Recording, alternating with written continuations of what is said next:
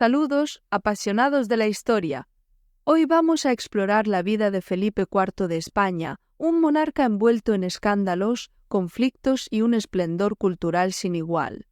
Un rey que mantuvo una vida ocupada de escarceos amorosos, lo que dio como resultado el nacimiento de numerosos bastardos, enfrentando traiciones y rebeliones y perdiendo territorios vitales como Portugal. ¿Cómo enfrentó Felipe IV la rebelión de Cataluña y la independencia de Portugal? ¿Cómo logró convertirse en un gran mecenas del Siglo de Oro, apoyando a genios como Velázquez y Calderón de la Barca? Acompáñanos a desentrañar los secretos de este fascinante rey, descubriendo las intrigas, las batallas y las decisiones que definieron su reinado. Prepárate para un viaje histórico lleno de arte, traición y poder en el corazón de la monarquía española. Felipe Domingo Víctor de la Cruz nació el 8 de abril de 1605 en el majestuoso Palacio Real de Valladolid, un día que coincidió simbólicamente con el Viernes Santo. Este acontecimiento marcó su llegada al mundo como el tercer hijo y primer varón de Felipe III de España y Margarita de Austria, su prima segunda.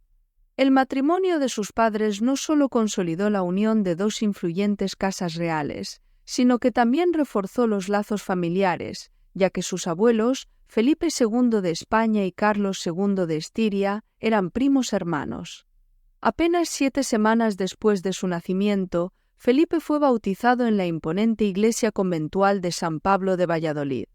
La ceremonia, cargada de solemnidad y pompa, fue oficiada por el cardenal arzobispo de Toledo, Bernardo de Sandoval. En un acto lleno de simbolismo y honor, el duque de Lerma, el valido de Felipe III, tuvo el privilegio de llevar al pequeño Felipe hasta la pila bautismal. Los padrinos, seleccionados cuidadosamente, fueron su primo Víctor, príncipe del Piamonte, y su hermana, la infanta Ana, quienes asumieron este papel con reverencia y responsabilidad. Desde muy joven, Felipe fue jurado como príncipe y heredero el 13 de enero de 1608 en la iglesia del monasterio de San Jerónimo el Real. Este solemne acto formalizó su posición como sucesor al trono, asegurando la continuidad de la dinastía de los Austries en España. No obstante, su educación fue inicialmente limitada. Aunque recibió enseñanzas básicas de geografía, historia y matemáticas, y se le inició en el arte de la guerra en 1614, su formación no fue exhaustiva. En 1615, con tan solo 10 años, Felipe fue casado con Isabel de Borbón, hija de Enrique IV de Francia, aunque no vivieron juntos como marido y mujer hasta 4 años después. Este matrimonio formaba parte de una estrategia para fortalecer los lazos entre España y Francia y poner fin a la enemistad histórica entre ambos reinos. Durante estos años, la influencia de varias facciones de la corte sobre Felipe fue intensa. Tras la caída del duque de Lerma en 1618, el control de su educación y formación pasó a manos de Baltasar de Zúñiga, quien se convirtió en su ayo y tutor. Además, su sobrino, el conde-duque de Olivares, comenzó a ganar una notable influencia sobre él. En 1619, Felipe III y Felipe, entonces príncipe de Asturias, emprendieron un viaje significativo a Portugal. Allí, en una ceremonia cargada de simbolismo, los portugueses juraron lealtad al joven heredero, subrayando su importancia como futuro monarca de los múltiples reinos bajo la corona española. Sin embargo, en 1621, Felipe III cayó gravemente enfermo y murió el 31 de marzo de ese mismo año. Así, Felipe IV ascendió al trono apenas unos días antes de cumplir 16 años. Con su ascenso, la influencia del conde-duque de Olivares creció significativamente, marcando el comienzo de un nuevo régimen en la corte española. Estas primeras experiencias, junto con la educación recibida durante su juventud, moldearon profundamente la personalidad y el reinado de Felipe IV. A pesar de una educación inicial limitada y las constantes disputas de poder en la corte, Felipe se convirtió en un monarca que enfrentó desafíos significativos tanto en la política interna como externa de su reino.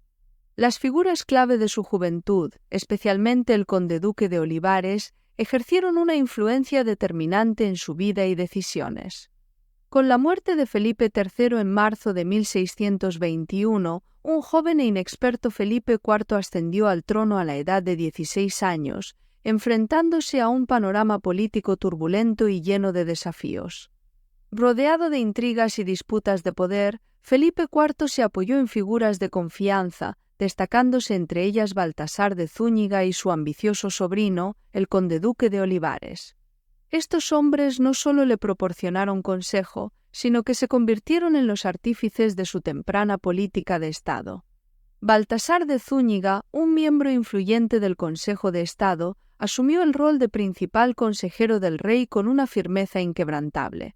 Consciente de los estragos causados por las políticas corruptas de su predecesor, el duque de Lerma, Zúñiga se dedicó a limpiar la corte.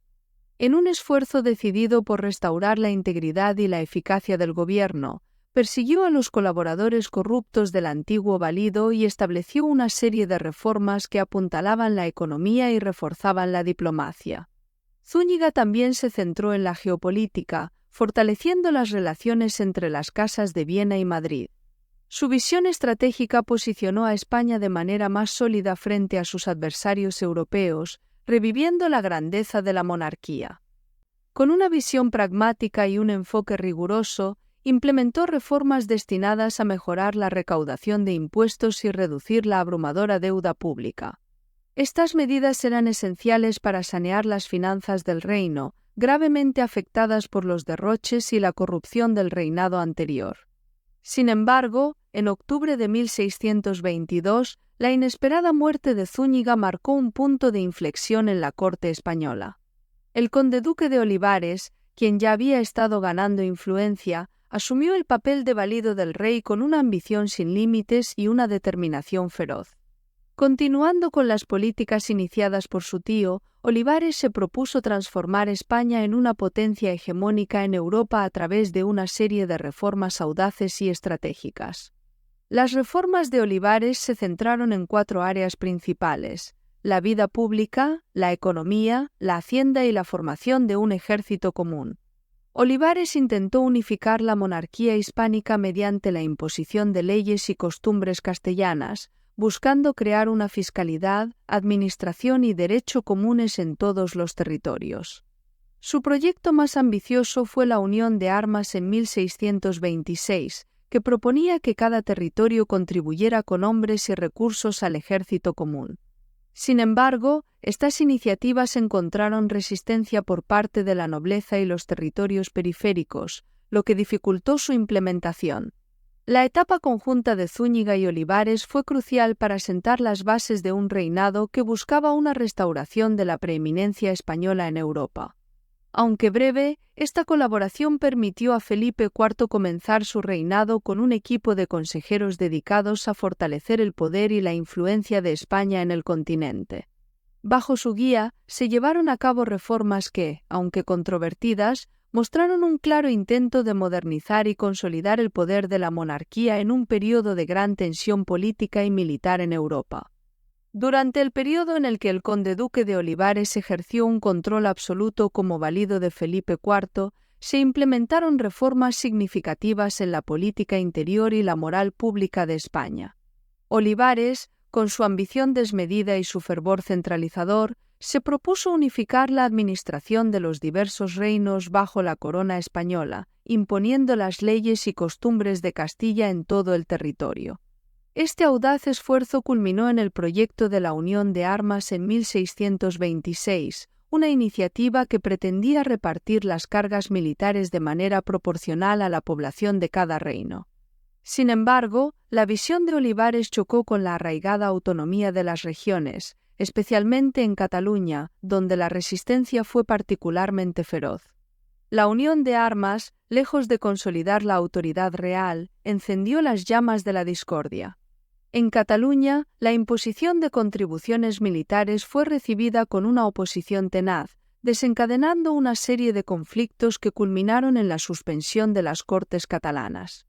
La tensión se acumuló hasta el punto de ruptura y en 1640 la resistencia catalana se transformó en abierta rebelión, dando inicio a la Guerra de los Segadores.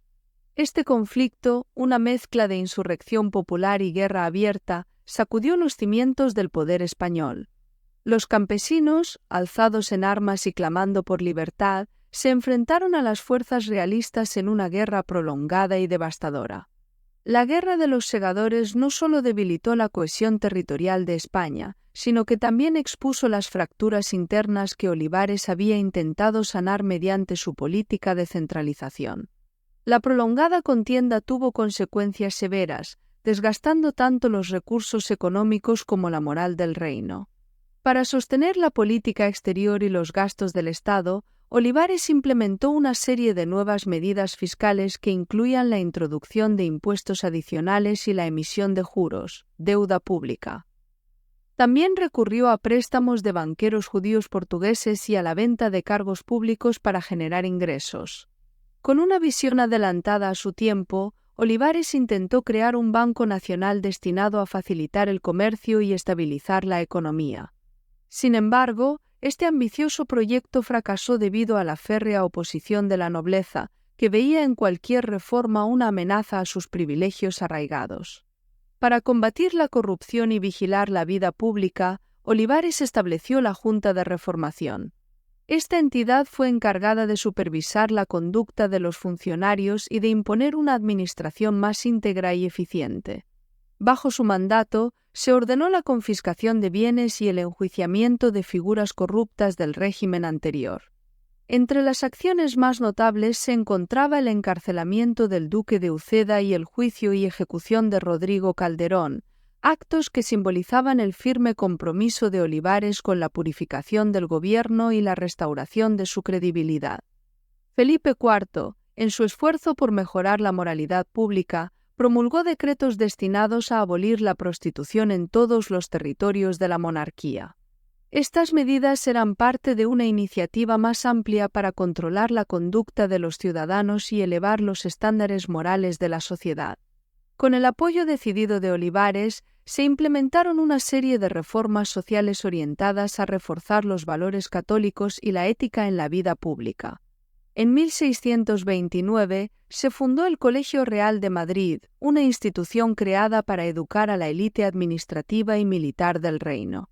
Esta iniciativa reflejaba un compromiso con la excelencia educativa y la formación de líderes competentes para los desafíos del imperio. Además, se promovieron políticas que favorecían a las familias numerosas y se implementaron medidas para prohibir la emigración, al tiempo que se incentivaba la inmigración. El objetivo era claro: aumentar la población española y fortalecer el tejido social y demográfico del país. Estas políticas demográficas eran cruciales para sostener las demandas militares y económicas del imperio, asegurando que España contara con los recursos humanos necesarios para mantener su poder y estabilidad en el complejo escenario europeo. A través de estas reformas, Felipe IV y Olivares buscaban no solo una renovación moral, sino también un fortalecimiento integral del reino, cimentando un legado de transformación y resiliencia. El conde-duque de Olivares no solo se destacó en la política y la economía, sino que también fue un ferviente promotor del arte y la cultura. Olivares comprendió el poder del arte como herramienta propagandística y utilizó el mecenazgo para reforzar el prestigio de la monarquía española. Al apoyar a los artistas más talentosos de su tiempo, no solo embelleció la corte, sino que también envió un mensaje de poder y sofisticación al resto de Europa. La construcción del Palacio del Buen Retiro fue un logro arquitectónico impresionante y se convirtió en un símbolo del poder y la cultura de la corte de Felipe IV. Este magnífico palacio rápidamente se transformó en el epicentro de la vida cultural de Madrid, donde se celebraban fastuosas representaciones teatrales, conciertos y exhibiciones artísticas. Cada evento organizado en el Buen Retiro no solo servía para entretener a la corte, sino también para mostrar la grandeza y el esplendor de la monarquía española al mundo. Tras la finalización de la tregua de los 12 años con las Provincias Unidas en 1621, las hostilidades entre España y los Países Bajos se reanudaron. Este conflicto, parte integral de la Guerra de los 30 años, se caracterizó por operaciones de bloqueo y grandes asedios a ciudades clave. Sitio de Breda. Uno de los eventos más destacados fue el sitio de Breda, dirigido por Ambrosio de Spínola. La captura de Breda en 1625 fue un importante éxito militar para España, demostrando la habilidad de Spínola y fortaleciendo temporalmente la posición española en los Países Bajos. Conflictos marítimos. Los neerlandeses, sin embargo, respondieron con éxito en el mar. En 1628, el corsario Pietein capturó la flota de Indias, infligiendo un golpe significativo a la economía española. Además, los neerlandeses se apoderaron de importantes territorios como Recife en Brasil, debilitando el control español en ultramar. Victoria de Nordlingen. En 1634, el cardenal infante don Fernando, hermano del rey Felipe IV, logró una victoria decisiva en la batalla de Nordlingen contra las fuerzas protestantes y suecas. Esta victoria permitió a las fuerzas españolas invadir territorio holandés en 1635. La relación entre España e Inglaterra fue tensa durante este periodo, marcada por conflictos comerciales y militares. La ascensión al trono de Carlos I de Inglaterra provocó la reanudación de hostilidades. En 1625, una flota inglesa intentó, sin éxito, capturar Cádiz, destacando la rivalidad marítima y comercial entre las dos potencias. Guerra anglo-española. Las tensiones comerciales en las Indias Occidentales llevaron a la Guerra anglo-española durante el protectorado de Oliver Cromwell. Esta guerra incluyó incursiones en el Caribe y culminó en la Batalla de Dunkerque en 1658, donde las fuerzas anglo-francesas derrotaron a las españolas. Esta derrota forzó a España a firmar la Paz de los Pirineos en 1659, cediendo territorios a Francia y poniendo fin a las hostilidades con Inglaterra. Francia, bajo la dirección del cardenal Richelieu y más tarde del cardenal Mazarino, fue un enemigo persistente de España durante la Guerra de los 30 años. Francia entró oficialmente en la guerra del lado de los protestantes en 1635, buscando debilitar la hegemonía de los Habsburgo. Las fuerzas españolas inicialmente lograron victorias importantes, como en la batalla de Corbie en 1635, y llegaron a amenazar París en 1636. Sin embargo, la falta de recursos impidió una victoria decisiva. El conflicto en Cataluña comenzó con la negativa del Principado a colaborar en la unión de armas propuesta por Olivares en 1626. Las tensiones se incrementaron debido a la guerra contra Francia y el comportamiento de las tropas castellanas e italianas, que actuaban como un ejército de ocupación en Cataluña. El 7 de junio de 1640, el día del Corpus, se produjo una revuelta en Barcelona, conocida como el Corpus de Sangre, en la que murieron 13 personas, incluido el virrey conde de Santa Coloma. En septiembre de 1640, la Generalidad rompió oficialmente con la monarquía de Felipe IV, proclamando la República Catalana en enero de 1641 y entregando el Principado a Luis XIII de Francia. Esto culminó en la batalla de Montjuïc el 26 de enero de 1641, donde las tropas catalanas, apoyadas por Francia, derrotaron a las fuerzas españolas del Marqués de los Vélez. La revuelta en Cataluña no solo tuvo un carácter militar, sino que también reflejaba profundas tensiones sociales y económicas dentro de la región. En Aragón, la nobleza también mostró descontento debido a los altos impuestos impuestos por la corona.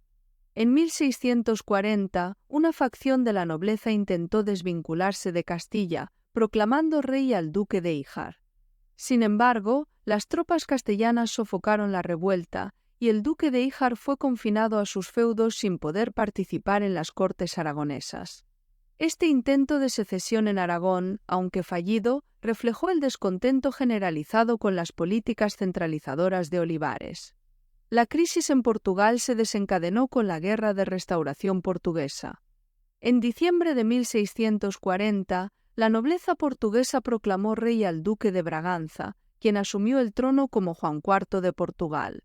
Este movimiento contó con el apoyo de Inglaterra y Francia, iniciando una guerra prolongada que terminó con la independencia de Portugal tras varios enfrentamientos.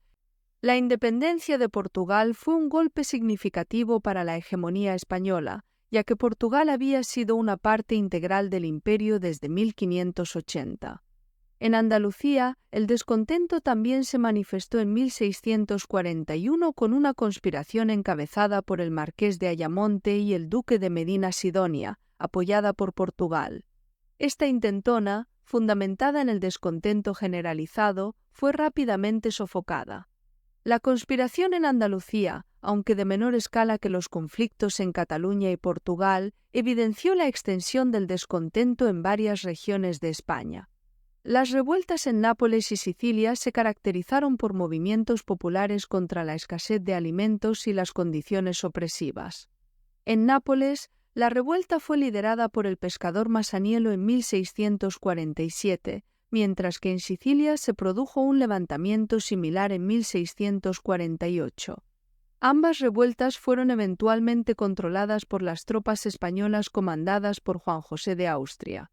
Estos levantamientos reflejaban no solo la tensión política, sino también el malestar social y económico entre las clases populares en los territorios italianos bajo dominio español. La acumulación de conflictos y fracasos culminó en la inevitable caída del conde-duque de Olivares. En diciembre de 1642, Felipe IV, agobiado por la presión de una situación insostenible y el descontento generalizado, aceptó la renuncia de su otrora poderoso ministro. En enero de 1643, Olivares fue desterrado a Loeches, marcando un abrupto final a su influyente carrera. Sin el conde-duque, Felipe IV se vio obligado a intentar gobernar sin un valido, una tarea monumental en medio de las turbulencias de la época. Sin embargo, la necesidad de un consejero cercano y de confianza pronto llevó al rey a recurrir a Luis de Haro, sobrino de Olivares, quien asumió un papel crucial en la administración del reino.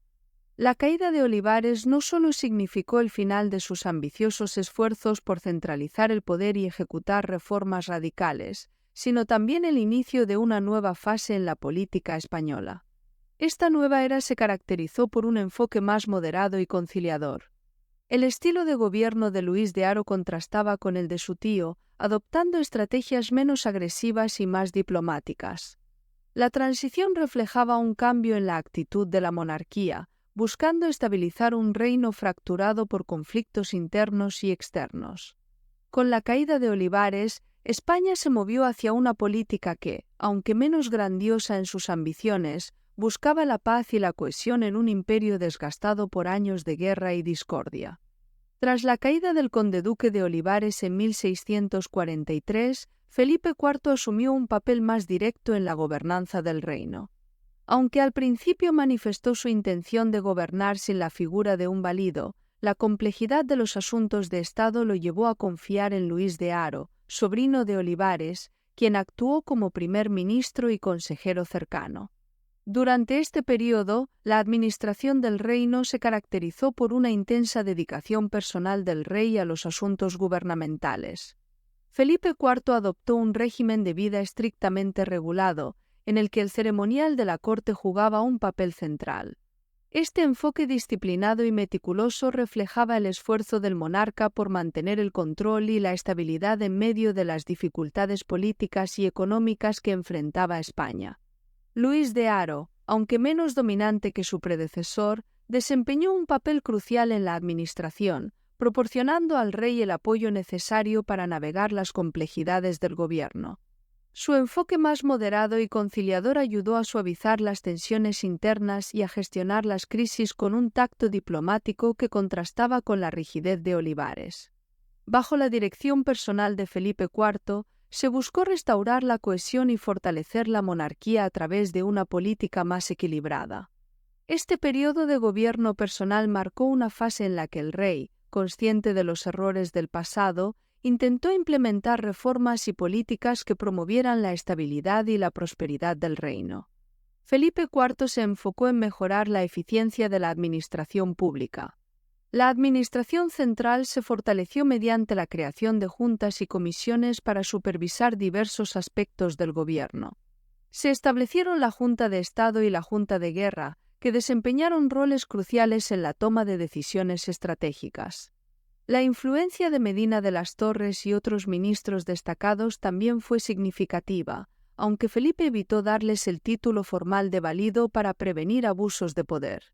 Además, se implementaron medidas para reducir la corrupción y aumentar la transparencia en la administración.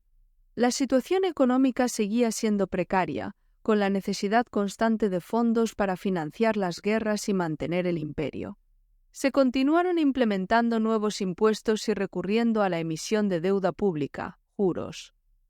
Olivares había dejado una economía debilitada y Felipe IV tuvo que enfrentar el desafío de equilibrar el presupuesto en medio de conflictos continuos. Sin embargo, la resistencia de la nobleza y las constantes revueltas limitaron la efectividad de estas medidas.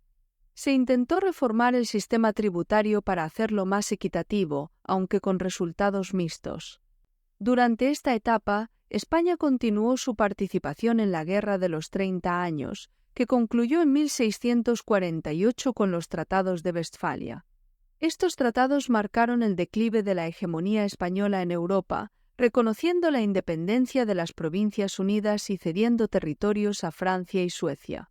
La pérdida de estas posiciones estratégicas debilitó significativamente el control de España sobre sus dominios europeos y redujo su influencia en la política continental. La política matrimonial desempeñó un papel fundamental en la estrategia diplomática de Felipe IV, siendo el matrimonio de la infanta María Teresa con Luis XIV uno de los movimientos más significativos. Esta unión formaba parte del Tratado de los Pirineos, firmado en 1659, y reflejaba la necesidad urgente de establecer lazos más estrechos con potencias europeas para mantener la estabilidad y la paz en la región. El matrimonio de María Teresa con el rey francés no solo tenía como objetivo consolidar la paz entre España y Francia, sino que también buscaba evitar futuras confrontaciones. Esta alianza matrimonial, cuidadosamente orquestada, pretendía fortalecer los vínculos entre las dos casas reales, creando un frente unido que pudiera influir en la política europea de manera más efectiva. Sin embargo, este acuerdo también implicaba concesiones significativas. Como parte del tratado, María Teresa tuvo que renunciar a sus derechos sucesorios sobre los territorios españoles, una cláusula destinada a evitar conflictos de herencia que pudieran desestabilizar la frágil paz lograda. A pesar de estas renuncias, el matrimonio simbolizaba un nuevo capítulo de cooperación y entendimiento entre dos de las principales potencias de Europa. En última instancia, la alianza matrimonial entre María Teresa y Luis XIV subrayaba la interdependencia de las monarquías europeas y la importancia de los lazos familiares en la diplomacia del siglo XVII. Este matrimonio no solo representaba un esfuerzo por asegurar la paz inmediata, sino que también reflejaba una estrategia a largo plazo para preservar la estabilidad y el equilibrio de poder en el continente. Felipe IV contrajo matrimonio en 1615 con Isabel de Borbón, hija de Enrique IV de Francia. Fruto de este matrimonio, nacieron 10 hijos, de los cuales solo 2 llegaron a la edad adulta. Baltasar Carlos de Austria, príncipe de Asturias. María Teresa de Austria, reina de Francia. Después de la muerte de Isabel en 1644, Felipe IV se casó en 1649 con su sobrina Mariana de Austria, hija de su hermana María Ana de Austria y el emperador Fernando III de Habsburgo. De esta unión nacieron 6 hijos, de los cuales 2 llegaron a la edad adulta. Margarita Teresa de Austria, esposa del emperador Leopoldo I. Carlos II de España, rey de España. Felipe IV tuvo varios hijos extramatrimoniales, de los cuales reconoció oficialmente a algunos. Aquí se destacan los más importantes. Juan José de Austria, hijo de la actriz María Inés Calderón, conocida como la Calderona. Fue el único hijo extramatrimonial legitimado en vida por Felipe IV. Juan José desempeñó roles importantes en el gobierno, siendo gobernador y capitán general de los Países Bajos, virrey de Sicilia y Aragón, y uno de los principales líderes militares y políticos de su época. Presidió el gobierno de España entre 1677 y 1679. Alonso Enríquez de Santo Tomás, hijo de Constanza de Ribera y Orozco, dama de la reina Isabel de Borbón. Alonso rechazó ser reconocido oficialmente por Felipe IV y se dedicó a la vida religiosa. Llegó a ser obispo de Málaga y desempeñó un papel importante en la Iglesia, conocido por su parecido físico con su padre y por su notable carrera eclesiástica. Alonso Antonio de San Martín, hijo de Mariana Pérez de Cuevas, llegó a ser obispo de Oviedo y Cuenca. Su carrera religiosa fue destacada y estuvo muy influenciada por su relación con la nobleza y la familia real. Fernando Valdés, hijo de Ana María de Uribe-Ondo, fue gobernador de Novara desde 1661. Su posición como gobernador y su cercanía al poder real subrayan la importancia de su linaje. Estos hijos extramatrimoniales, tanto reconocidos como no oficialmente reconocidos, reflejan la vida personal compleja de Felipe IV y su impacto en la política y la sociedad de su tiempo. Su descendencia legítima e ilegítima influyó en la dinámica de poder dentro y fuera de la corte española. El reinado de Felipe IV coincidió con uno de los periodos más brillantes de la cultura española, conocido como el Siglo de Oro. Durante esta época, la literatura, el arte y la ciencia alcanzaron niveles de excelencia sin precedentes en la historia de España. Felipe IV se destacó como un gran mecenas del teatro y la literatura, cultivando un ambiente donde las artes florecieron extraordinariamente. Apoyó a dramaturgos renombrados como Lope de Vega, Calderón de la Barca, Tirso de Molina y Francisco de Quevedo. Las obras de estos autores no solo capturaron los valores religiosos y morales de la época, sino que también reflejaron las tensiones sociales y políticas que se vivían durante su reinado. Las representaciones teatrales se llevaban a cabo en corrales de comedias y en el espléndido Palacio del Buen Retiro, que se convirtió en un destacado centro cultural gracias al generoso patrocinio del rey. En el ámbito de la pintura, Felipe IV fue uno de los mayores coleccionistas de arte de su tiempo. Su corte atrajo a artistas de renombre, destacando especialmente Diego Velázquez, quien se convirtió en pintor de la corte en 1623. Bajo el patrocinio del rey, Velázquez creó algunas de sus obras más icónicas, incluyendo Las Meninas, una pieza que sigue siendo admirada por su complejidad y maestría. Además, Felipe IV enriqueció las colecciones reales adquiriendo obras de maestros europeos como Tiziano, Rubens, piezas que hoy en día forman parte del tesoro cultural del Museo del Prado. El reinado de Felipe IV también fue testigo de la realización de importantes proyectos arquitectónicos, entre los que destacó el majestuoso Palacio del Buen Retiro, un vibrante centro cultural donde se celebraban festivales, representaciones teatrales y conciertos, reflejando el esplendor de la vida cortesana. En el campo de la escultura, figuras como Juan Martínez Montañés y Gregorio Fernández alcanzaron gran renombre. Sus obras, impregnadas del dramatismo y realismo característicos del arte barroco, capturaron la esencia de la época y añadieron una dimensión monumental a los espacios sagrados y públicos de España. Estas esculturas, con su detallado trabajo y profunda expresividad, simbolizaron la grandeza y la piedad del Siglo de Oro. Felipe IV no solo fue un mecenas de las artes, sino también un promotor del desarrollo intelectual y científico del reino. Además, el monarca apoyó la formación de diversas academias literarias y científicas, creando un ambiente propicio para el crecimiento intelectual y cultural. El compromiso de Felipe IV con la educación y la investigación fomentó el avance del conocimiento en múltiples disciplinas, desde la filosofía y la literatura hasta la astronomía y la medicina. Este apoyo a las instituciones académicas no solo fortaleció el prestigio intelectual de España, sino que también aseguró la formación de una élite culta y capacitada para afrontar los retos de la modernidad. El reinado de Felipe IV se caracterizó por un dinámico intercambio cultural con otras naciones europeas. Diplomáticos, artistas y viajeros trajeron a España ideas y estilos artísticos de Francia, Italia y los Países Bajos.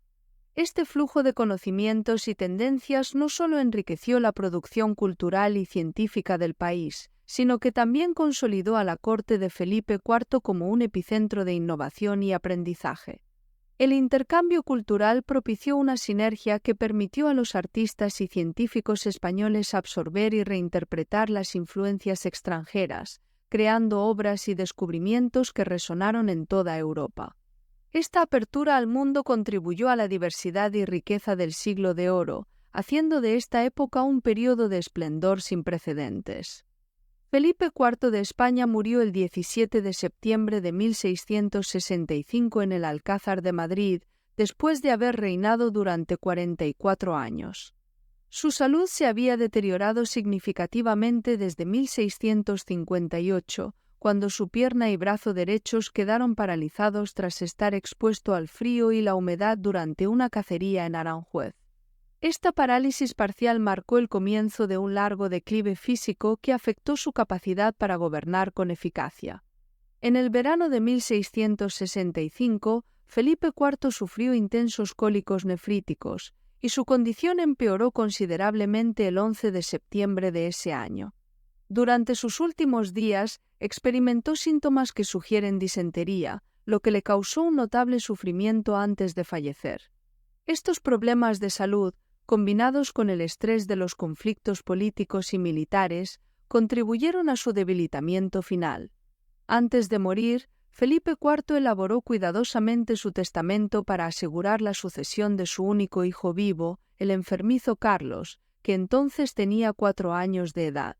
En el testamento, designó a la reina Mariana de Austria como regente, asistida por una junta de gobierno equilibrada entre diferentes personalidades e intereses regionales. Esta junta incluía a figuras destacadas como el cardenal Juan Everardo Nitar y el conde de Peñaranda, quienes debían garantizar la estabilidad del reino durante la minoría de edad de Carlos. El rey fue enterrado en la cripta real del monasterio del Escorial, tal como había dispuesto en su testamento. Las exequias, celebradas en la iglesia del convento de la Encarnación a finales de octubre de 1665, fueron excepcionalmente elaboradas, reflejando la importancia de Felipe IV como monarca y mecenas de las artes. Las ceremonias fúnebres incluyeron procesiones solemnes y misas, donde participaron dignatarios de toda Europa, reconociendo el legado cultural y político del rey.